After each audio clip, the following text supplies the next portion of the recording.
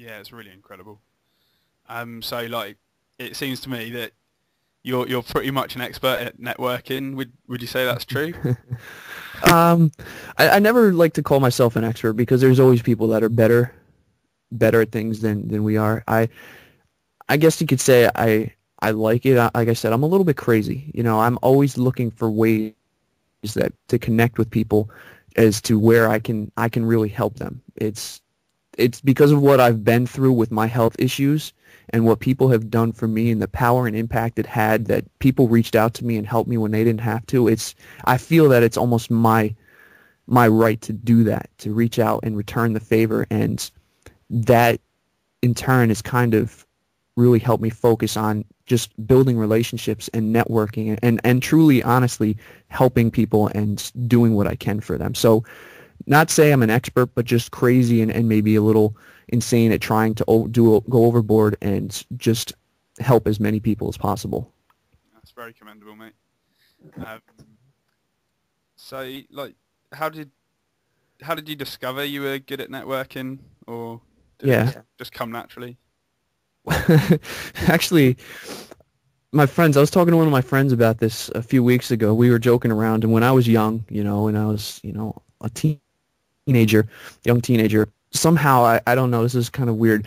We'd go, there may be like a get together or a party at one of their houses, and their parents and all their parents' friends would be there, and um, I would disappear with my friends, and they wouldn't know where I'd be, and so they'd send someone to come find me. And funny thing is I would be upstairs, in the kitchen where all the adults are drinking and hanging out, and I would be connecting with them.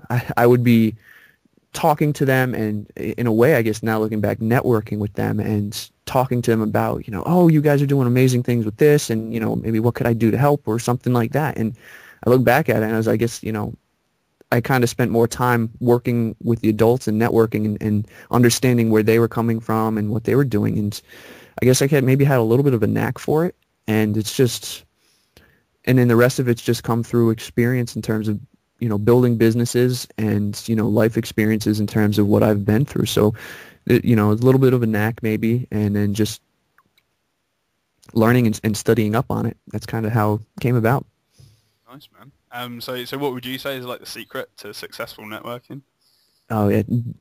Number one rule is law of reciprocity. Give, give, give. Don't ever ask for anything in return. It's whatever you can do for somebody else. I mean, even if have an ulterior motive where it really is supposed to benefit you. And in all honesty, you know, everybody is out for themselves. I hate to say that, but we all have our own reasons for doing things, and we all want something out of it.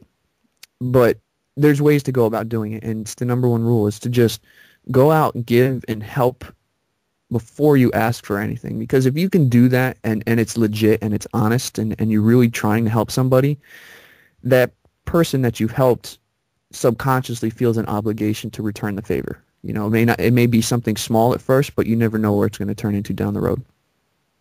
Yeah, yeah, definitely. All for like just giving, and then Hmm. something's come out of it, isn't it? Yeah, yeah, something will. Now, it may not be exactly what you expect. It could be something bigger. It could be something smaller. But in the long run, the interesting thing is you never went in and screwed yourself over. You probably would end up with a friend or a relationship out of that. By doing it that way, and that opens up the doors to helping more people and also in getting what you want. Mm, definitely. So if you wanted to network with someone online, how do you go about getting on sort of their radar and stuff? I would, I would be me. I would go crazy. I would look for every possible thing. Like if I wanted something out of somebody, I would go insane and just over deliver and things that I could do for that person. But if nobody, and I'm cool with that. So I kind of had to get my name out there, and the network is honestly, it sounds silly, but exactly what we're doing right now in communication. And I think one of the easiest way to build a network and relationship with somebody online is through an interview. Again, you're all you're taking up is their time. Doesn't cost them anything. They're allowed to talk about themselves, their businesses, that they can promote their stuff, all of those types of things.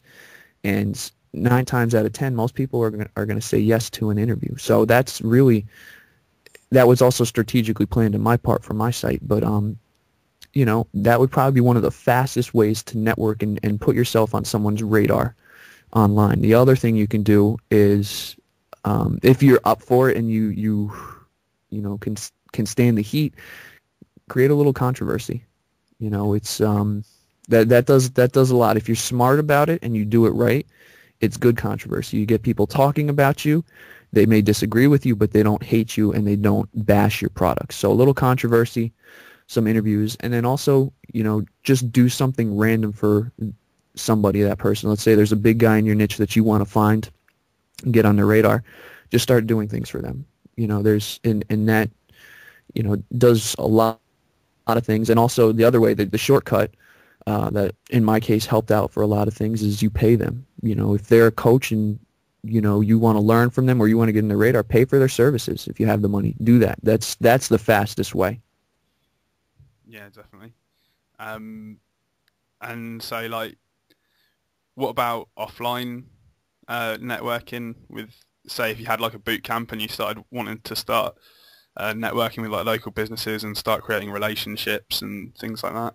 Right. Okay. Well, I know in your case, Sam, that you have a boot camp. So if I was in your shoes, or if I was, still running my boot camp right now, and kind of just pound the pavement, I would find the people that serve the same clients and provide the same similar services to what I do. So in your case, maybe something like a tanning salon, or maybe a healthy foods restaurant or a cafe or something like that.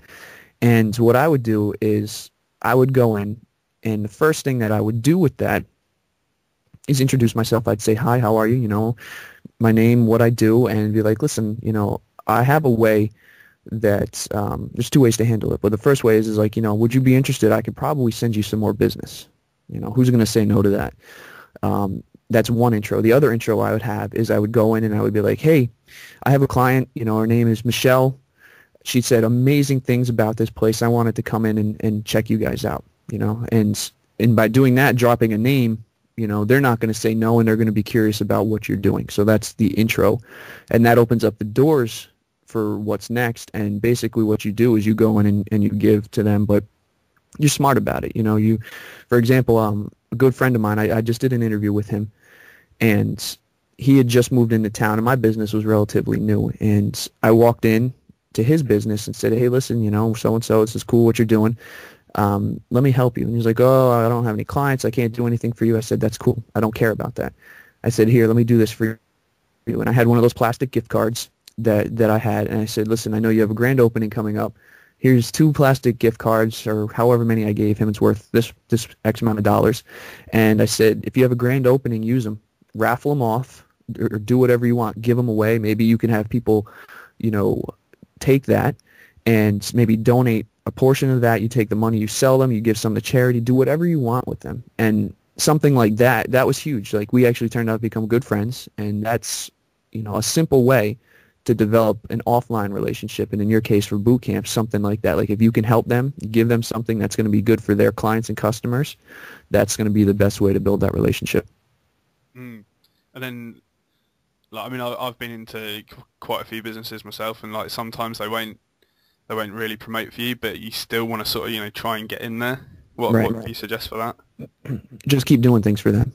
And if, there's a couple, as they say, ninja tactics that you can do, and I would do that too. If there was, the weird thing was I actually became really good at getting chains, like chain tanning salons and corporate things to work with me. And I don't know how I did it, but I kind of would use some of my clients as be like, hey, listen, I'll give you, the next week, I'll give you a discount for this month if you help me with this. And I'd be like, okay, and I'll have you go in there and be like, oh, talk about it. Be like, this guy from this business, which would be mine, so-and-so boot camp, my clients, we've heard amazing things about you from the owner at this boot camp.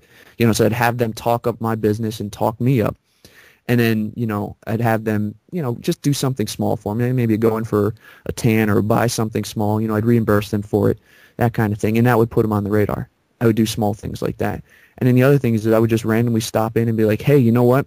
I just heard amazing things from the mayor about you guys. And I just wanted to come in and say, hey, you guys are doing an awesome job.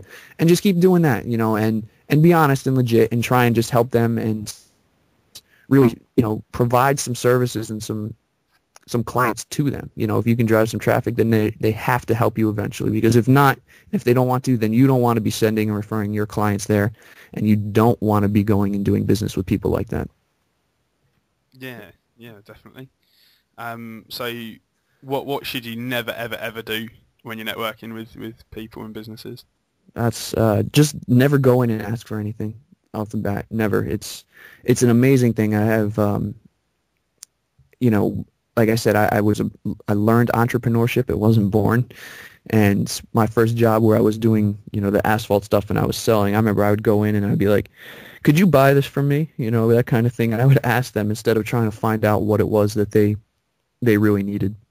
So never go in and never ask for something straight away. You know, go in and give as much as you can 3, 4, 5, 6 times before asking for anything. And then once you've done that, you know, if you're smart about it, you can ask for something without asking for it. And what I mean for that is you can provide something like I said before, the gift cards. You know, you can provide that to them, which is giving that business some value, but at the same time, they're promoting for you without them even really knowing that they're promoting for you. So you can ask them without asking, but never go in with a direct question, be like, hey, I've got a business. Can you, you know, send your clients to me? That's so lame, and it doesn't work. Right, yeah. So it sounds sort of some sort of persuasion tactic sort of going on there. Is that some? Yeah, a little bit. You know, you can, again, it's learned. That's type of a learned thing. There are some people that are good at it. I was definitely not one of them, but you can definitely learn to kind of persuade people, you know, without being shady or scary or anything like that. You can persuade people to kind of get them to do what you need if you need to.